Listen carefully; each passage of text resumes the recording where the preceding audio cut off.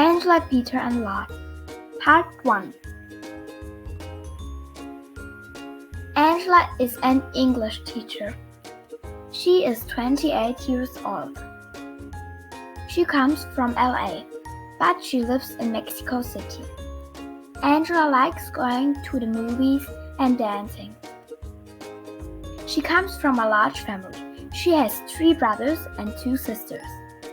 She is outgoing and happy. This is Peter. Peter is an architect from Manchester. He is 26 years old. He loves cars and sports. He comes from a small family. He is an only child. He still lives with his parents.